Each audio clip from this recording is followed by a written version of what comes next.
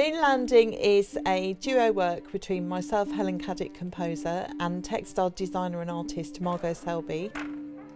And Margo's creating an enormous textile installation that will hang in Somerset House in response to a piece of music that I've written entitled Moon Landing.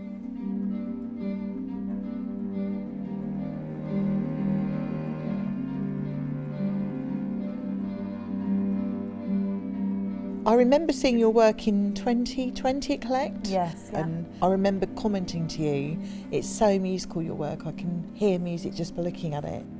I did a talk at Collect that year and I was talking about when I set the loom up, you know, how I listen to music and how it gets me in a rhythm, and like the making and the process is often driven by music. But also that work itself was all actually inspired by mathematics. The loom was the very first computer. It was what led to the very first computer. It was the binary system of lifting or lowering the threads, and the punch card system that was designed to kind of help to program the lifting and the lowering of the threads, that then got translated to be the first punch card computer. And that's one of the things we found is like a sort of link between weaving and music. I mean, there's many links, but one of them is like the mathematical patterns that you get in both weaving and music. For this collaboration with Margo, I wanted to find a narrative, and I happened to come across this astonishing story that women had been involved in the creation of integrated circuits and memory cores for the Apollo 11 space mission, which enabled the moon landing in 1969. And some were Navajo women. What was so interesting is when I started looking at this story of these women and coming across these images of a rug woven by Navajo women and a circuit board woven by Navajo women, because the parallels are so clear.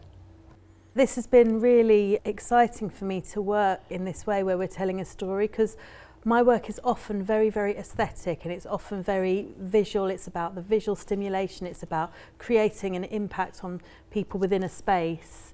And I don't usually work in this way where I tell a story, and so I've absolutely loved the story that you've brought to this. These amazing weavers that were given this opportunity to create the circuit boards because of their dexterous skills, and they're not very well known about, and I don't think they were recognised properly at the time. No, they weren't.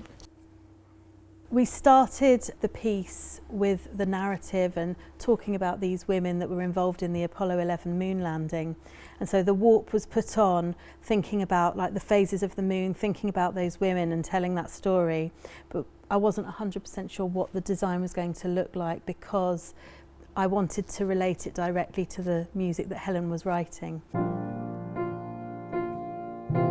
So for me, there's a very strong relationship between music and weaving, because music is made up of all these woven textures, these bubbling rhythms, these patterns, these blocks of sound colour. And for me, sitting at my grand piano, which I absolutely adore, this really old Bluthner, and the idea of the strings stretching away from me is like sitting at a loom in the way that Margo sits at hers. And I was thinking it would be amazing to have stringed instruments like harps, violins, cellos, to mirror the loom and to bring the music to life.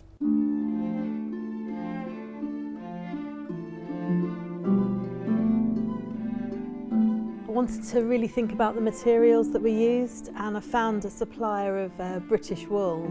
So all of the weft throughout the piece is British wool, which is really, really lovely.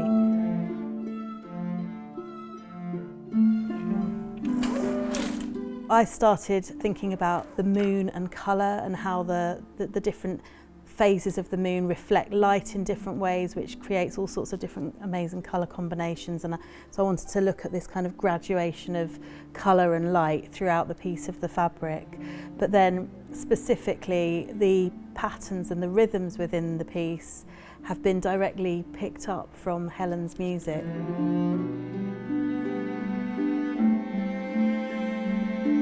It's amazing looking at the colours that you come up with and the patterns and how you're responding to the score that I've written. This piece of work, capturing all these different rhythms and getting different patterns and different rhythms sitting next to each other, all the different time beats that you've got throughout the music.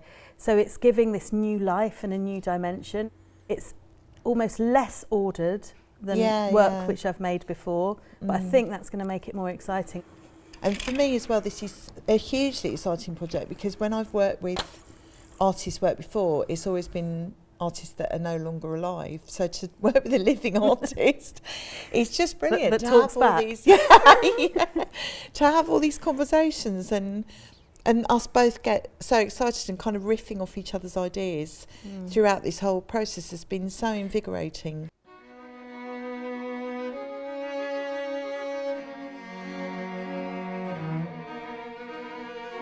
When I first sat down, the very, very first thing I wanted to find a way of echoing was this clattering sound that Margo made when she first sits at the loom. So the opening is a series of random col legno sounds across the strings. My favourite bit of the weaving so far, the beginning part, is actually in direct response to that col legno which you talk about at the beginning, or you've written at the beginning, that kind of scattering sound of the bows on the instruments, is it? And so I wanted to create this kind of random scattering pattern, and visually it's just come out really beautifully. That is exactly what it sounds like when you sit at your loom, that clattering sound. It's lovely. I've always been absolutely fascinated by the moon landing and the different attempts to get to the moon. It's still ongoing today.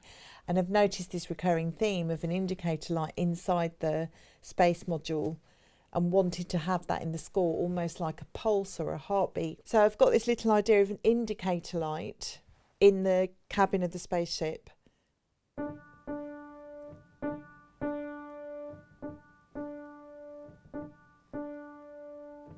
So that's like a little tiny motif that raises its head every now and again throughout the score. So there are moments where all the musicians are playing at full pelt and they stop suddenly, and then you're still hearing this tiny indicator light. And I interpreted that indicator light almost like a heartbeat. It was like the heartbeat of the spaceship. And I created this red line which is short, long, and that will appear every couple of metres throughout the whole length, and it's kind of that heartbeat throughout the whole work, and it refers to this rhythm. And you can actually see it coming through underneath the loom at the moment. During the score, there's this bubbling idea, which for me echoes the weaving of the women that created the integrated circuits, and also Margo weaving all these threads together and stitches.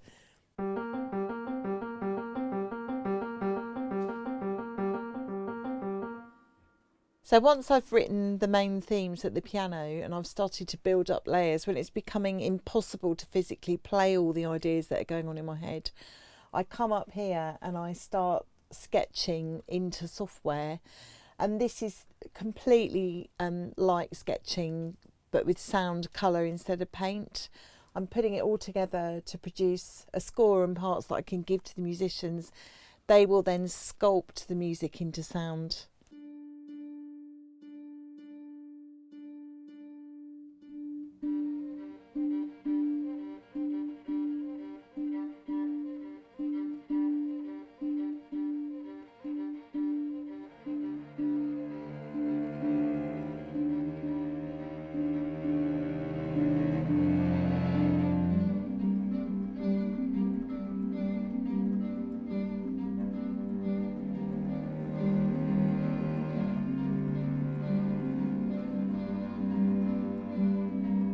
Been trying to work out the best way to interpret the rhythms visually. So I started by sort of taking some of the rhythms and almost taking the notes and imagining that they are appearing in different parts of the cloth, and then just translating that into kind of rhythmic patterns with the linear marks of the weft.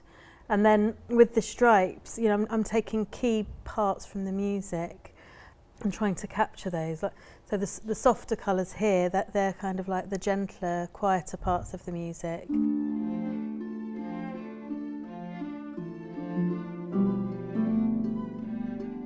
So in a way, my score is the journey to the moon, but I was also thinking about Margo sitting at her loom in the way that the Navajo women were weaving, that they all come together into one person in Margo, and all her stitching and weaving is enabling that journey to happen.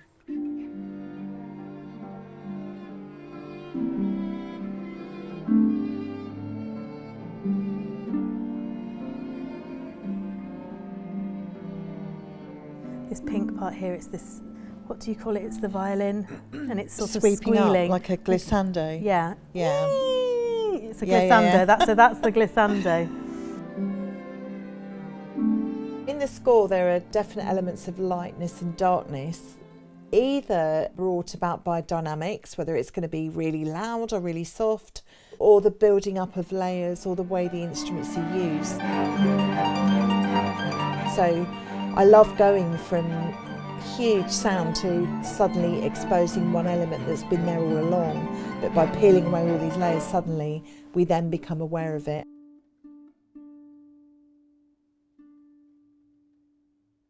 One of the things that I always try to capture in cloth is contrast, and it's probably the same with music. So I'm always trying to capture light and dark, bright and neutral. Yeah. So if I was going to take, for example, I don't know, a light, a dark and a bright, I would probably see the light being the violin, the dark being the cello, and the bright being the harp.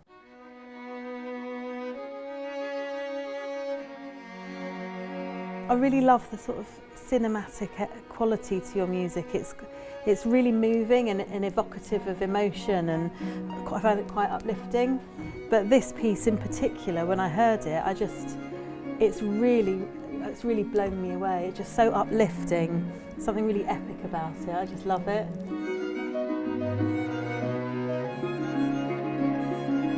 When I see you sat here, it's like you're weaving music. The sounds of the colours and the palette that you choose is equally uplifting. It's so amazing. It feels like a very great honour that we're collaborating like this. You know, it's really interesting. That's exactly how I feel. I feel so honoured to have this music that's connecting to the work. It's brilliant. It's a very, very exciting time. This is the biggest piece I've ever made. It's really, really exciting. I've actually got a team of weavers who work with me, so the loom is actually going from 7 in the morning till 7 at night, and it will be like that for several months. I think the total threads, single threads in the whole piece overall, is going to be in the region of about 29,000. It took about a month just to set the loom up before we started weaving. So it's a lot of work, but I think we're all really, really enjoying it.